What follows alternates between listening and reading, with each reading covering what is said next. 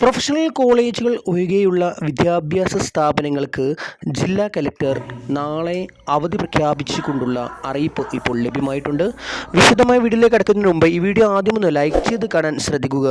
ഉപകാരപ്രദമായാൽ നിങ്ങളുടെ സുഹൃത്തുക്കൾക്ക് ഷെയർ ചെയ്യാനും ഈ ചാനൽ സബ്സ്ക്രൈബ് ചെയ്യാനും മറക്കാതിരിക്കുക.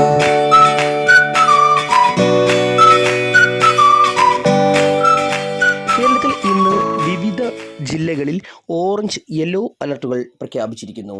നാളെ വയനാട്, കണ്ണൂർ, കാസർഗോഡ് ജില്ലകളിൽ ഓറഞ്ച് അലർട്ടും പ്രഖ്യാപിച്ചിട്ടുണ്ട്.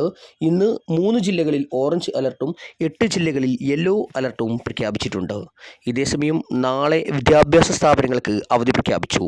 ശക്തമായ മഴ തുടരുന്ന സാഹചര്യത്തിൽ പാലക്കാട് ജില്ലയിലെ എല്ലാ വിദ്യാഭ്യാസ സ്ഥാപനങ്ങൾക്കും നാളെ ഓഗസ്റ്റ് 19 അവധി പ്രഖ്യാപിച്ച് ജില്ലാ കലക്ടറും ജില്ലാ ദുരന്ത നിവാരണ അതോറിറ്റി ചെയർപേഴ്സണുമായ മാധവിക്കുട്ടി MS ഉത്തരവിട്ടു.